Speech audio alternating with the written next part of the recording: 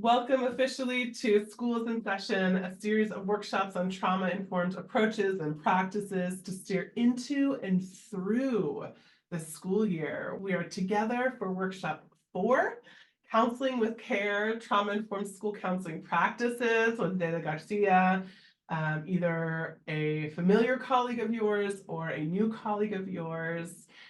As many of you know, the MHTTC network, the Mental Health Technology Transfer Center network, is funded by the Substance Abuse and Mental Health Administration. And all of the views today are of ourselves and our presenters only. Thank you. Thank you for welcoming us and grounding us. I'm so excited to be here with everyone and to read a little bit about where everyone is from. And just to share a bit about myself, I am a licensed professional clinical counselor. I'm also a founder of my own consultancy company that supports schools in developing their counseling programs. I'm a former school counselor, and I am also a first generation Mexicana. So I was born and raised in Los Angeles, California. Although I've been in the Bay Area now for about 19 years, it's my second home. And both of my parents came to the US from Mexico when they were teenagers, right? And understanding their experience really and just my own lived experience also moved me into working with young people who mirrored my own background and my own experience living in LA. So for the past 10 years, I've been a school counselor mainly in Oakland, California. And I've also supported hundreds of graduate students who are beginning their career in school counseling as a counselor educator at the University of San Francisco. I mean, one of the things I love about that is that USF is super focused on social justice, which aligns with my own dedication to working with BIPOC youth in urban settings and really dedicating my work and my energy and my heart and my passion to ensuring that they have access to mental health, to supportive adults, but also that we're normalizing their experience.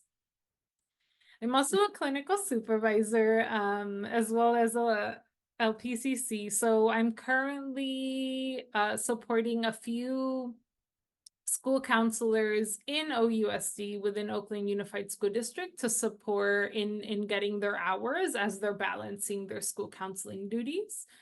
And aside from just all my professional titles, I am also a tia, an aunt to many young people. In particular, a 5-year-old, a 1-year-old, and a 2-year-old. So those are my nibblings, but I also have extended family that I'm also a tia to. And I am a bonus mom of a 13-year-old. So I get all of the different experience, not only with working in schools, but developmentally with all of the young people in my life. And so just to briefly go over today's agenda, we'll briefly talk about the school counselor scope of work. I know we're talking about school counselor practice, so school counseling practices, and there's so many different folks that are also in clinical settings that support schools. So I invite you all to think about how this can apply to your work and the work that you do with collaboration as well. We'll briefly go over a trauma overview and the impact on students. I know that given our backgrounds, we all have so many different, we have an understanding of trauma, right? So we'll do a brief overview and a brief refresher. And then we'll go into trauma-informed school counseling programs. So I'll share about my experience and some of the work that I've done to support in really ensuring that we are trauma-informed. And then we'll dive a little deeper into different tiered interventions that can be applied to schools or through collaboration as well. So to briefly go over the school counselor's scope of work, just to give you all a little background, I have a master's in counseling psychology. I'm a school counselor, but I also have my PPS and my license. But based on the American School Counselor Association, ASCA, school counselors work under three different domains. One, of course, is academic, the other is college and career, and the other is social emotional. In working in schools for so long and also in working with a number of different counselors, I know that there are times where schools or the role that you're in might lean a little more towards academic and college and career. However, there are a lot of social emotional supports that we provide for students as well. And so as we go through this, thinking about if we are focusing a lot on academic and college and career, thinking about the ways that we can balance that work, and even in that work with students on academics, on grades, on whatever it is we're supporting with, how do we bring in some of these trauma-informed principles so that students are supported in their work as students and in just holistically as well. And I know there are some folks that work to collaborate with schools, right? So even if you're a school-based therapist and don't necessarily fall under these domains, or if you're a director that supports schools and don't fall under these three different ASCA domains, we're still in a very unique position to support students within a school setting. Since we have so much access to students during their school day, right? And we are in an important position to be those supportive adults that we know are one of the protective factors for young people, especially young people who have experienced traumatic events. And as a school-based therapist as well, if you don't fall under those domains, it's also important to think about how we can provide that lens of trauma-informed practices through staff consultation or groups. So I did want to show this because you'll hear me throughout the presentation talk about the different tiered interventions. So I just want to give a visual and a refresher in case folks haven't had to work with different tiers, especially if you're not school-based. But tier one is school-wide. So thinking of the school-wide interventions that we are able to provide to students, which includes district or school-wide activities that might be trauma-informed systems. Small groups and consultation and collaboration is tier two. And then tier three is individual work, intensive, or crisis support. So the idea behind this triangle, which is from Hatching Results, is that we want to focus as school counselors, school counselors, this is what I teach my own graduate students as well, is that we want to focus the majority of our work on tier one so that all students have access to all of the different systems and supports that we provide. And using data, we move up to tier two and see who might need a little more support. Based on that data as well, we move up to tier three, where we are hoping to have a smaller caseload, right? I understand I've worked in schools, I've worked in areas, in communities where the need is high, right? So it's so easy to get referrals, and then all of a sudden you have a caseload of 20 students or a caseload of 20 cases, right? So thinking about, I think part of the work that I want us to think about is think about how we can shift that lens so that we are providing support school-wide or in a much wider, expanding our impact in that way so that we aren't burning out at the top, right? If we're providing intensive services for everyone. There are different types of adverse childhood experiences that young people experience that can have a deep impact, not only psychologically, but like physiologically, right? So when we think about the life expectancy of people who have experienced not only adverse childhood experiences, but also thinking about like historical trauma, right? And intergenerational trauma and how that actually begins to impact our health.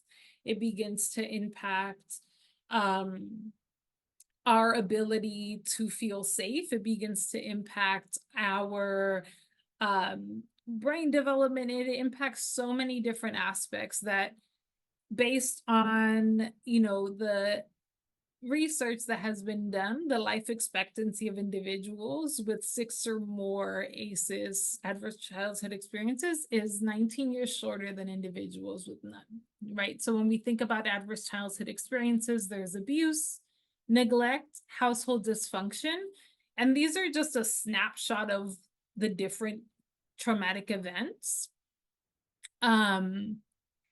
And the list can continue on, right? And I think it's important to remember that we cannot assume we know what will be traumatic for someone, right? I know that there's been research that has been done, or even studies that have shown that two twins experience the same thing, and one might be able to deal with it in a way that is different than what the other twin might deal with, right? So we can't assume what will be traumatic for someone, as trauma impacts us all differently, right? This is due to our physiology. This is due to the protective factors we might have. Yes, I see nature versus nurture. And thank you to the colleague who's saying it could be single or an ongoing event. Absolutely. Trauma, per the definition, can be a chronic, which is like it happens one time, or it's a single event, right? Or it could be super intense, or it could be complex to where it's layered upon layers of traumatic or adverse experiences.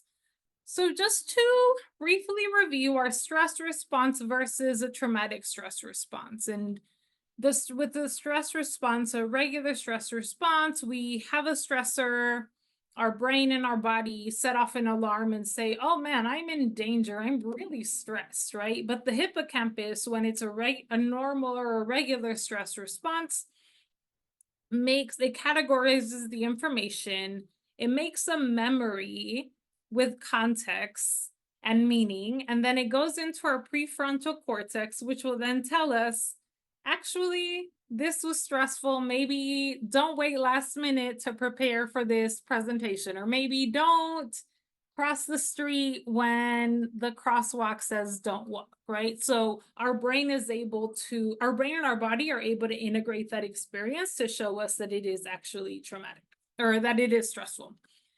A traumatic stress response, the top part is the same, right? The thalamus, who, based on Bessel van der Kolk, says is the cook. It allows for sensory input, and it helps us make sense of our experiences and integrates our experiences.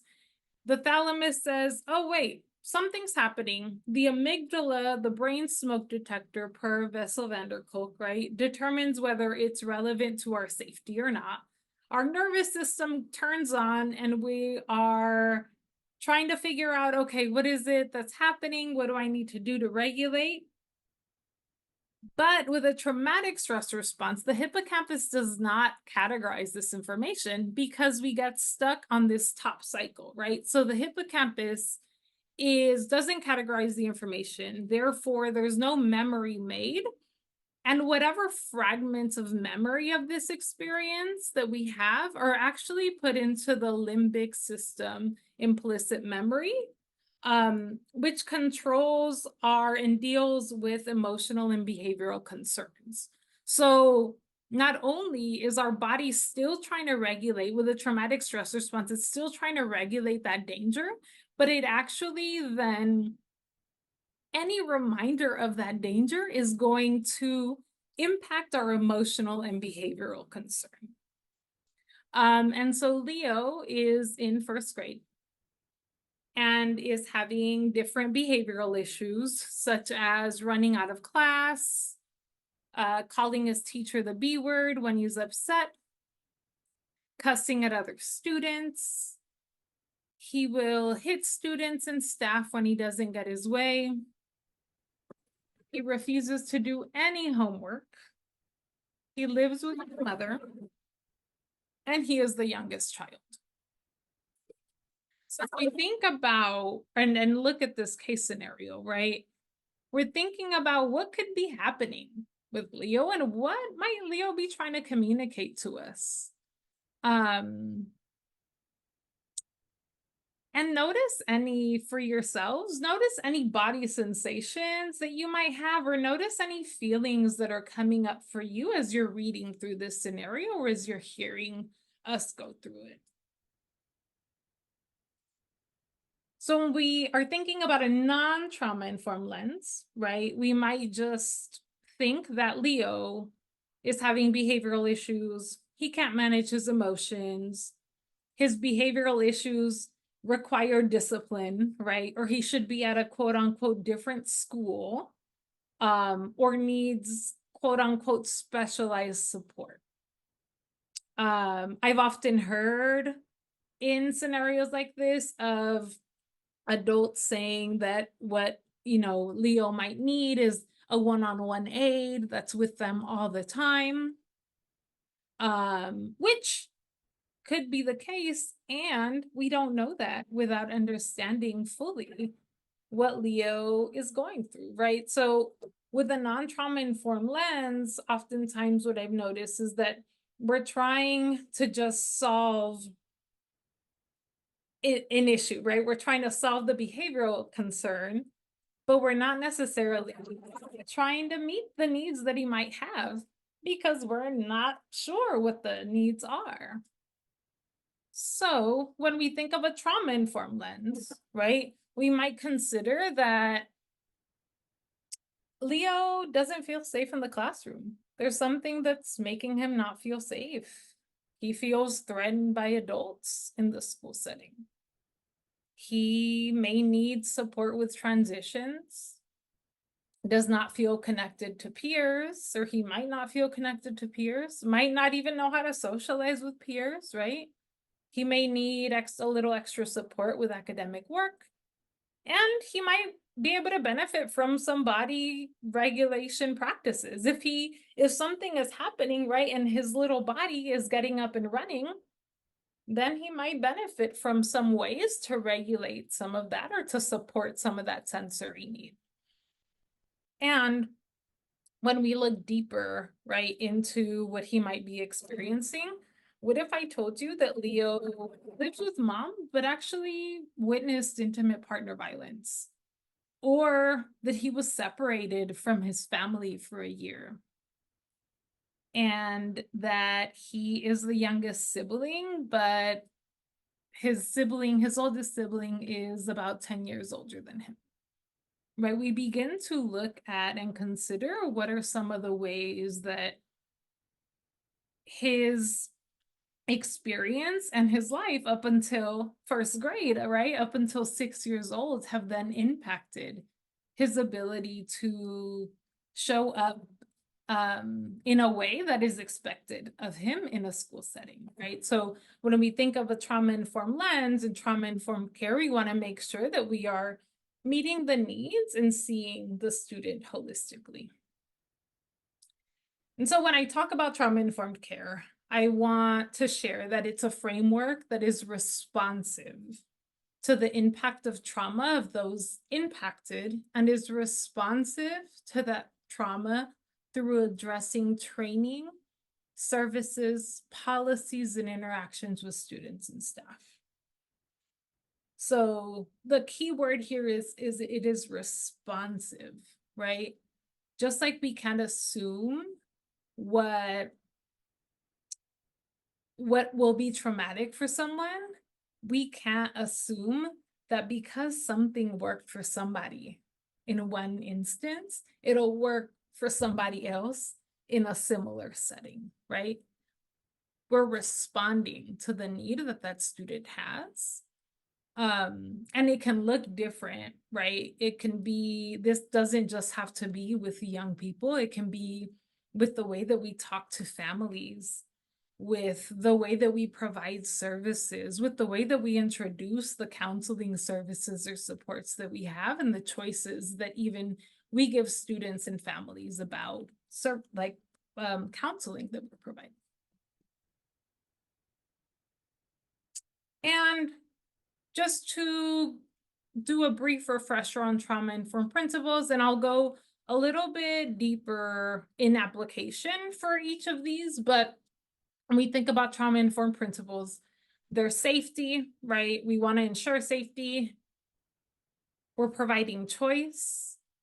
We are collaborating not only with staff, right, but we're collaborating with whoever we're serving.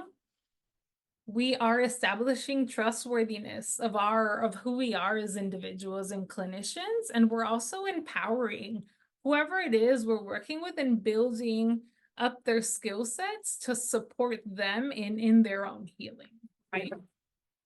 The question is, I believe that all school counselors have a trauma-informed lens. So if we think about the principles that we just went over, I believe all school counselors have this lens. We have 17% of you said true, 58 said false, and 25 said good question. I'm not too sure. And I think someone in the chat shared, I think they may want to, but does it mean that they actually act within that scope? Absolutely. So we're all trained on trauma-informed practices, right? We all have to take, if we're practitioners, if we're clinicians, we all take a trauma course. And learning about it and the application can be two different things. So yes, I think we all have the ability to be trauma-informed, and it takes a lot of like self-reflection and really considering the different ways that we can provide services. And I wanted to share this quote by Dr. Jennifer Mullen, author of Decolonizing Therapy, a book that I highly, highly recommend if you haven't read it. But the quote says, how can we make it better? Is there a way to co-create a system that infuses healing and not just treatment within an unwell and violent structural arrangement? And as I think about this, when it comes to the systems we work with, right? We might work within the mental health industrial complex. We might work within the medical industrial complex. We might work within the education system or social services or systems that are created and trained in a particular way, right? And even in the institutions that we were trained by, right? They might uphold different practices that might not necessarily be culturally relevant to students or families that we work with, and might not necessarily be trauma-informed in the way that they approach the work that they're doing. So I think about this quote and I think about our work and how do we begin to infuse healing into the supports that we provide and into our role as school counselors and school-based clinicians. And it goes beyond just the one-on-one session, which we often think about with trauma, right? It actually expands to all the different tiers that I went over in earlier. So trauma-informed counseling practices require us to have a deep understanding of who it is we're serving.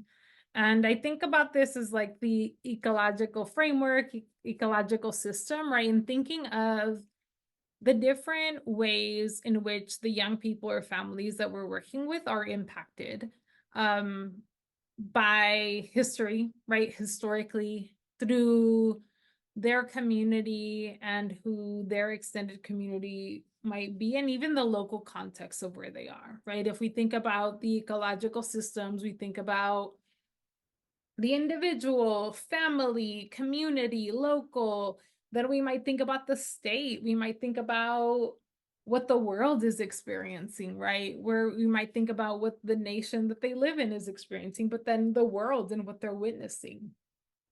and how that might impact a lot of the problems. Yes, absolutely. The policies as well, right? So we zoom out to think about how is the young person or the family that I am supporting really being impacted by all of these different things.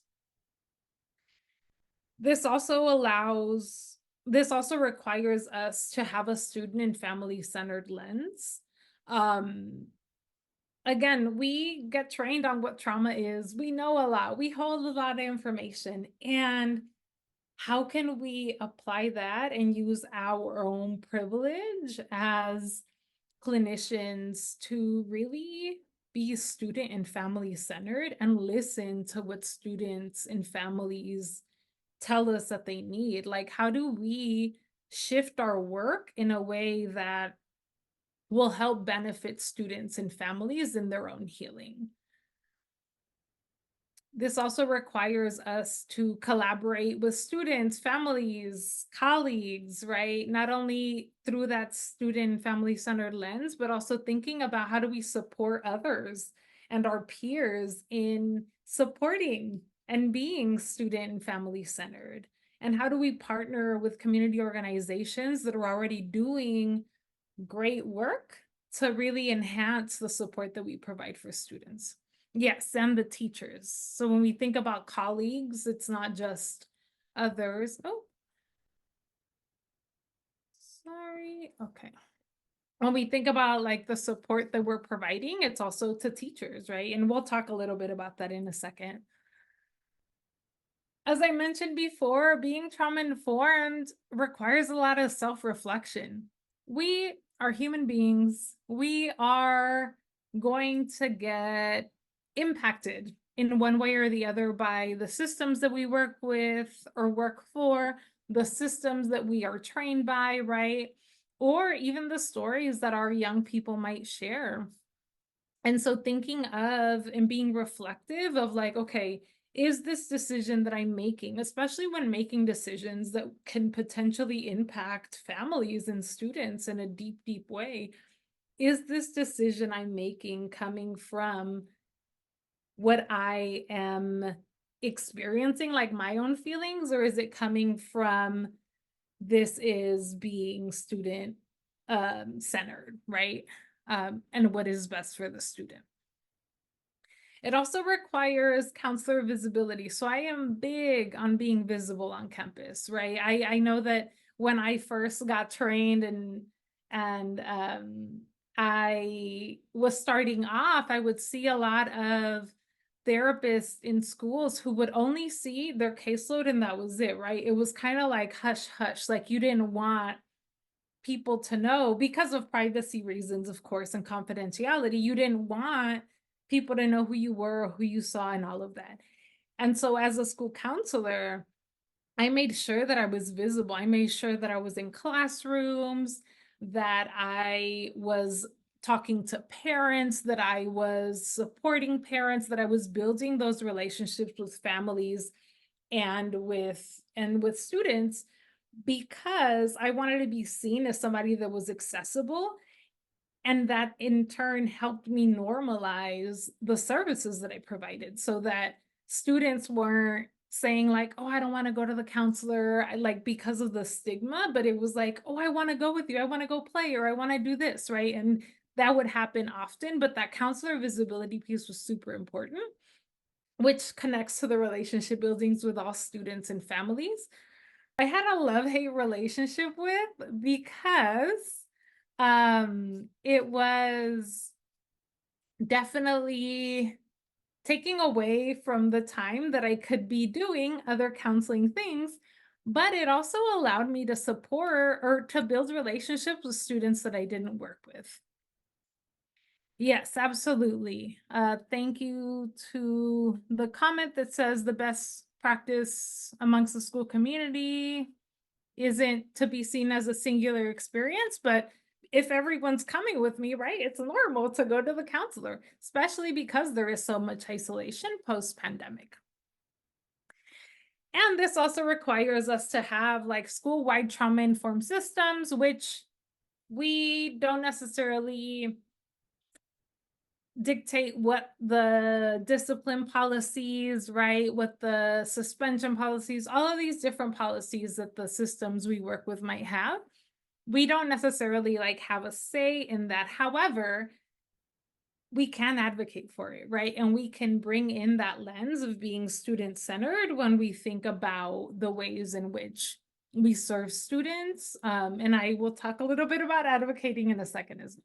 So, this is also what I like. I love all of this, right? Because it is about safety, belonging, it's about hope, instilling hope, it's about allowing us to create safety within the schools. And I want to share a little bit about my experience, right? As a new school counselor, every time I started at a new school, I would either be the only school counselor or the first school counselor. And so, in creating a school counseling program, I wanted to ensure that it was trauma informed, right? And that there were trauma informed principals present. That started off with consent forms, referral forms, documentation systems, things that I know had to be a part of this to make sure that I was covering myself, that I was covering anything that needed to be ensuring privacy and all of that. Consent forms can be really jargony at times, right? And so I made sure to review the language and think about how can I present this in a way that isn't that won't be intimidating for students or for caregivers when they receive this, right?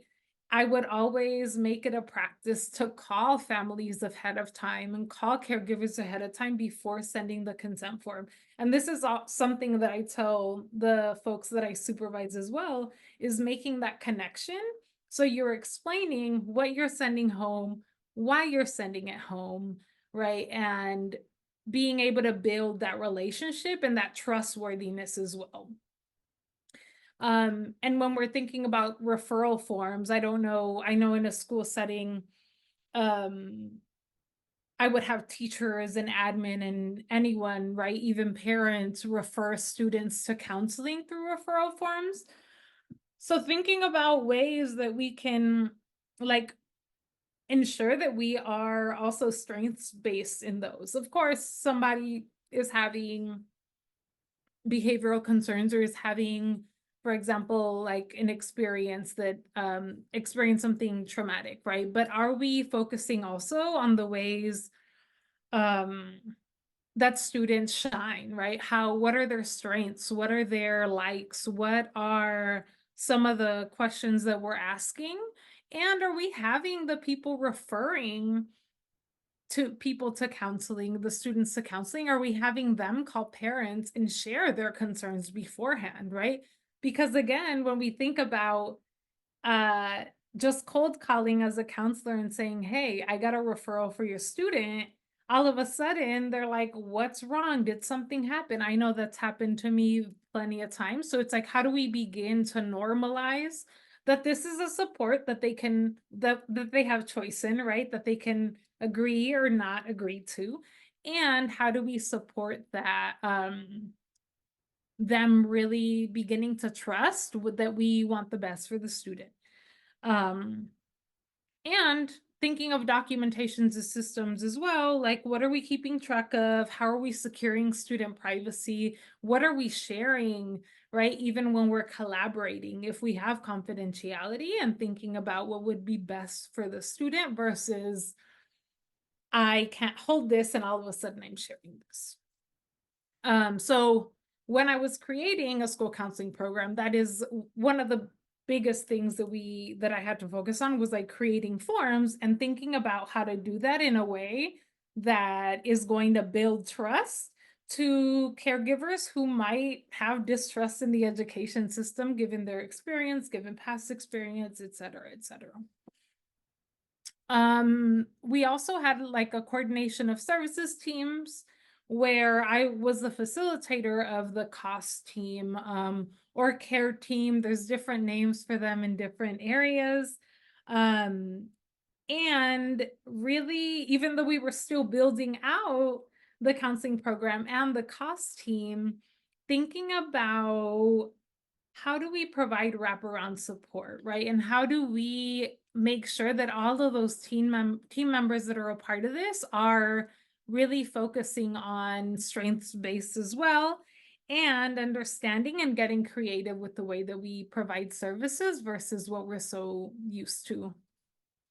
So I know I shared I was going to talk about tiered interventions. So school-wide interventions that I would provide were also class presentations, parent workshops, and teacher consultations. I mean, this was a way to ensure that families, parents, caregivers had access to whatever students were learning, but also all students had access to whatever coping skills that they all might need, right? Because we, even as adults, need coping skills. And then supporting teachers with different ways, different interventions that can support students individually in their classrooms as well.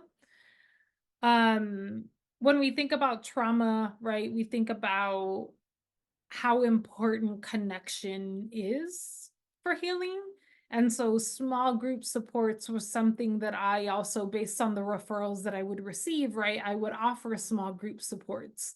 And I would support students with connection and collaboration. And it was amazing to see young people share about events that they hadn't shared about before because another student might have been ready to share, right? And to see that, like, oh, I'm not alone in this, especially, I think somebody mentioned it earlier, post shelter in place, post pandemic, we're seeing a lot of isolation. And so small groups were super important for me in building that connection with young people. And of course, tier three supports. I did have a small caseload at every school that I was at. I had a small caseload of one-on-one students, but I also would refer out, especially when I didn't have the capacity to support through the trauma that they might have experienced or support through some of the other needs that they had. The reason why I did want to share this is because I want to let you all know that it is possible, right? It does take time to develop. So I appreciate um somebody putting that in the chat. It does take time to develop, but it is doable, right? And so for the programs that I've built, I've always started with a needs assessment, and this includes students, caregivers, and also educators, right? Because their observations might be different than my own. And that's, of course, collaboration and choice. Caregivers are saying these are the types of workshops that we need. Caregivers are saying this is what I'm noticing with my young person. Students are saying this is what I'm experiencing, right? And so based on that needs assessment, moving into building out different small groups, different classroom presentations, different caregiver workshops, depending on where you want to start. If you're like, that is way too much, you could start with class presentations once a month, and that can support, or even like a student newsletter that happens, right? Being visible with students. I am huge on counselor visibility. And again, that has to do with that safety and trustworthiness. If they see my face, if they see me interacting with everyone, if they see me talking to anyone, not just the people I work with, right? They're going to feel like they can trust me if they need to talk, right? Or that it engages in that relationship building that can begin to feel safe for somebody. So I was a founding counselor for Rose and Concord Community School. That's why it says case example. And when I was a founding counselor, it was my second year as a school counselor. And I, of course, again, have all these skills, all this knowledge. And my mentors also supported me in really tapping into my creativity and believing in my inner guidance and myself, right? And in the ways that, like, how do I meet the needs of my school, and can I do it in this way? So finding mentorship or peer support if you aren't the only counselor, to ensure that you are supporting and really believing in your own self and your own creativity. Collaboration with staff.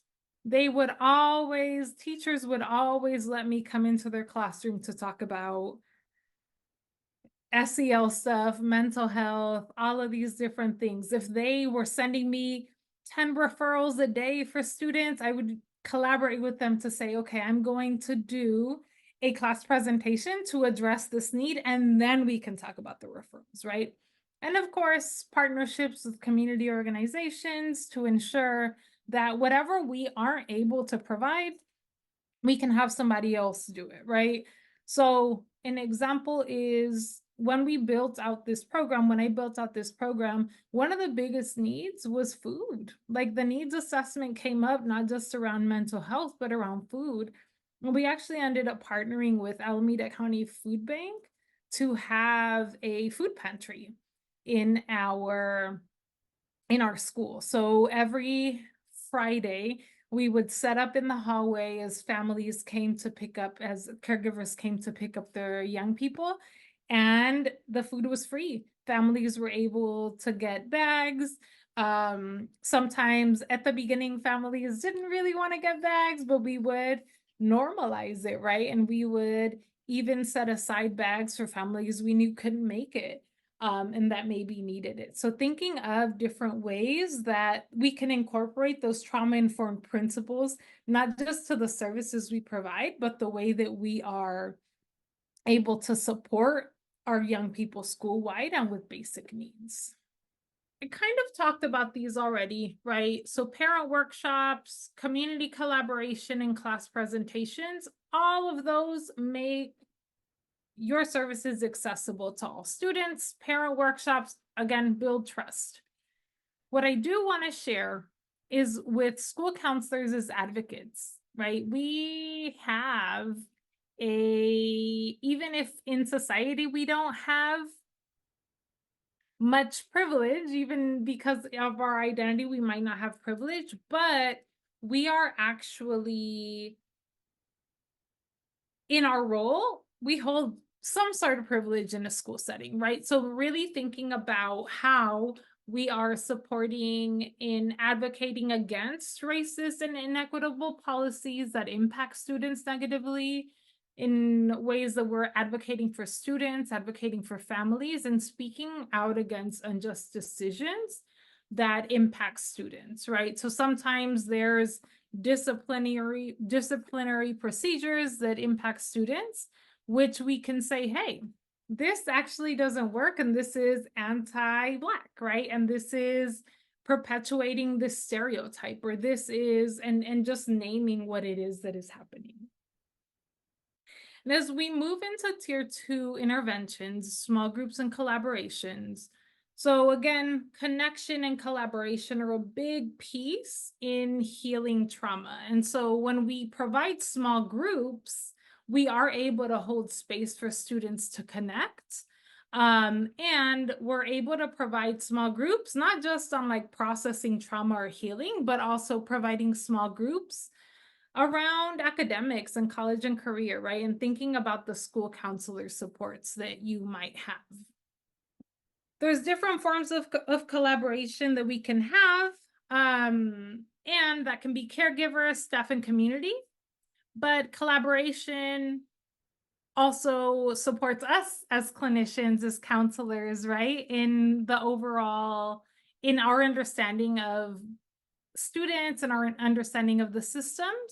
But it supports overall well-being of students and alignment of all people, of everyone that's impacting their life. So how do we all get on the same page to ensure that young people have a experience that is healing, right? And through peer consultation, again, I was always the only school counselor, and now because of that, I support counselors in being able to build connections with one another through peer consultation, right? And I do that through group supervision, but also through like counselor collaboration, because this allows for us to think through interventions in schools, also allows for students to see what interventions have been successful in counseling programs. And it taps into our creativity when problem solving and providing a trauma-informed lens. So thinking about how do we how can we hold space for this, even if, again, we might be the only school counselor on our campus, but the district or different charter schools around me have counselors, and can we do a meetup or different ways to collaborate to support young people in that way, but also support us? And things to consider for counselor peer consultation or even individual coaching is who we are, right? And how we identify and how it informs our work. So I started off my presentation sharing my background because that drives the work that I do. And also it's important to consider our values and beliefs, and how those inform the work that we do. And that collaboration can make us feel more connected and less isolated, right?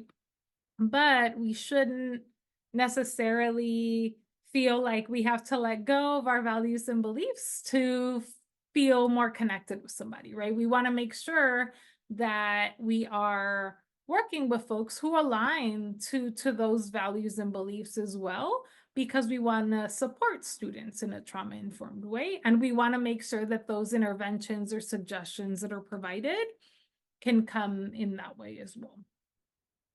So some questions to consider is, how do I choose people that will support my work and who I am? What values and beliefs are important to me in this work? Do the people I am consulting with share similar values? What types of individuals do I want to collaborate, right? Do I want to collaborate with therapists or just school counselors? Or do I want to collaborate with a mix of both? And how can I ensure that they will understand my experience? Our identity, the way similar to students, right? Their identity, our identity, and the way we show up, the way we look, the way we present like that informs the way that people treat us, right? The way that the world treats us, the way that people interact with us. So thinking about what is important for you in this place.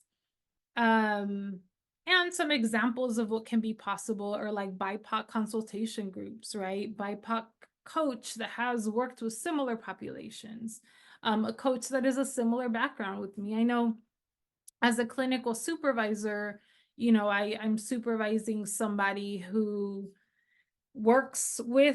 supports newcomer students. And so I think that was something that, she was looking for in a clinical supervisor, was somebody who could understand the experience of young people who were newcomers. And so we were able to connect around that, and it's been working well, right? Because there's a different lens that we're able to see the work through. So thinking about some of that. I see a comment around needs assessment, the suggestions for needs assessment to implement specifically. So if you work with elementary school students, when I did my needs assessment with elementary school, I sent it to the caregivers and teachers. And you can even do fifth grade if they're, if they are in a place where they can like quickly check surveys and things like that. So I use the adults in those cases versus kindergartners that might not necessarily understand what I'm asking. And then I see somebody says, start the school year with surveys for parents. Absolutely. That is super helpful and one of the great ways to gather data as well. So now we're moving into tier 3, right? So trauma-informed practices. We talked a lot about peer consultation, thinking about who we might want to collaborate with and connect with.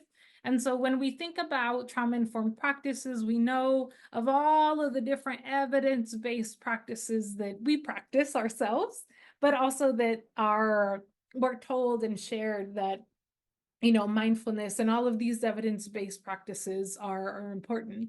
And before I jump into these, I want to just remind us that trauma-informed practices have been around for centuries, right? I am putting this book up here, which is a book that I align with and I love, but it talks about the different ways in which our ancestors healed, right? And how different indigenous folks were using trauma-informed practices or using healing practices that are now considered trauma-informed, right? So as we review these practices, I invite you all to think of the ways in which our ancestors, our community, or young people are already practicing these, and what are some ways that we can be creative in how we begin to introduce them, or not introduce them, but in get creative in the ways that we share that these are actually healing practices. We are looking at the different strategies for positive engagement, right? And if we're looking at each bullet point, I am sure you can connect it to those trauma-informed principles that we reviewed at the beginning, right? Relationship building supports with that connection. Relationship building is super important, not only for us in the practice and in our sessions, but it is important for staff, for admin, for anyone that touches young people's lives to be building relationships, right? Because then that establishes safety. And we establish safety again in our sessions through relationships, but also establishing safety in the classroom. And this is where that collaboration comes in, right? Establishing safety in the classroom actually supports with limit setting, right? Boundary setting, demonstrating kindness and empathy, understanding where students are coming from. So establishing safety is a way to really have a container for the students. Demonstrating kindness and empathy, super important as well. Providing choice, we know that that is a big piece of trauma-informed care. Explaining boundaries and limits, and clear directions and requests. So I'm going to briefly go over this. The story of Leo, part 2, right? During a class observation, you notice Leo is running around the class without his shoes. The rest of the class is on the rug listening to a story. The teacher is attentive to the class and not to Leo. They're ignoring Leo. But when you ask the teacher what was happening, the teacher shared that they let him do whatever he wants because he has quote unquote trauma. Now, my question you don't have to answer, but as we look at this, right, is this trauma informed? When we think about establishing safety, when we think about boundary setting, when we think about all of this, is this trauma informed? The answer would be no. And so part of our work, right, even with intensive services and that peer consultation, is sharing psychoeducation with teachers, with families, with whoever it is we're working with, that are trauma informed, right, that are on trauma informed practices. We can also brainstorm ways to create safety and boundaries for Leo in the classroom, which can be rules, consistent schedule, predictable schedule. This is not only in the classroom, but school-wide, right? If our school doesn't have this, it might not be so trauma-informed, right? So how can we begin building those systems, especially now that we are thinking about the end of the school year and developing systems for next year? So identifying antecedents that occur prior to the behavior being exhibited, brainstorming ways to support Leo in transitions, and also getting creative on the ways that the teacher can build relationships with students, right? Lunch bunches, class roles, shared interests, so many different ways. And of course, this is more so elementary based, right? But if you think about middle school and high school and the different ways that young people might call for getting their need met, what are some ways that we can support and how can we get creative in that relationship building with students? A few examples of sensory tools, and I go over positive engagement as well. We have a student who shares that they have a lot going on, but the teacher or the counselor continues to push on trying to talk about academics, right? At the end of the day, the student doesn't want to talk about their academics. The counselor responds, your only job right now is to do well in school and you should focus on school. Then the counselor sends them back to class because they're not engaging, right? And again, the question is this trauma informed? The answer is no, it is not, because some questions to consider, right? Although we have a focus around what we want to focus on, that student might not be ready. So, some questions to consider are, what is the student trying to tell us? Was their choice provided to the student? Is there a relationship between the counselor and student, right? And then thinking about the emotional check-ins with students before jumping into academics, asking students if there's anything that they want to check in about before we get started, and going over confidentiality, acknowledging that it's hard to talk about academics, right? Or it's hard to talk about any topic, and really thinking back on holding space and maybe even rescheduling the transcript conversation as well. Case example, middle child, always in trouble, always sent out of the class. This student has cussed out all the staff members, including the principal, said he did not care about school, could not identify a single supportive adult in school. So this is a freshman in high school, right? So think about this example. And it's a real example. I was the only student he would talk to, or the only person he would talk to. I was the counselor. And because of that relationship building, because I was able to connect with him, because of providing choice and setting limits in our sessions and demonstrating kindness, he would talk to me, right? He wouldn't tell me everything he had going on. He would start to, but Joe would actually just show up to my office. He wouldn't like say, no, I don't want to go with you. Wouldn't cuss me out, but he was allowed choice. So we would play Connect Four, we would play Uno, we would play things that he was like, this is counseling. And I'm like, yeah, because that is counseling, right? It's relationship building. And as I was going over this example, I did want to think about questions to consider, especially as we work with young people in different settings, right? What is coming up for me in this moment? If a student is showing these different behaviors or different emotions, what is coming up for us in that moment? Where in my body am I feeling this impact? What thoughts are present for me? And where did I learn these thoughts? And do I have a personal experience similar that may be coming up for me?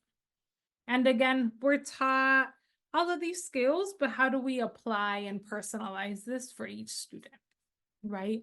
And thinking about ourselves in the work as well. And like when we're working with young people who have experienced so much, what comes up for us? So I want to end our time by sharing that all students deserve access to community and culturally responsive counseling services, and all students deserve safe spaces to explore healing. And with all the skills and all the knowledge that all our programs and licenses and all of these governing boards and systems have like shared with us, right? How do we use that to actually apply to really support young people individually?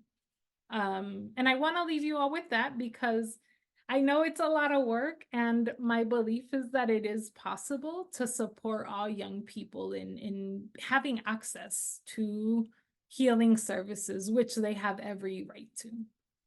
And I know this was only about an hour together, but if you want to stay connected, my email is saythat@healingawas.com. I'm also on Instagram and on LinkedIn. You can find me through Sayda Garcia LPCC. And thank you all so much for being here and for supporting your students and all the amazing work that you're doing all across. And I want to offer that part 5 is a really lovely segue from something that Zeta mentioned around trusting family relationships. Next week, we come back together with Project Calwell from the California Department of Education to talk about their new family guide in English and Spanish around how to work with families in creating mental health and well-being shared language between schools and families. Again, all students deserve access to community and culturally responsive counseling services. All students deserve safe spaces to explore healing,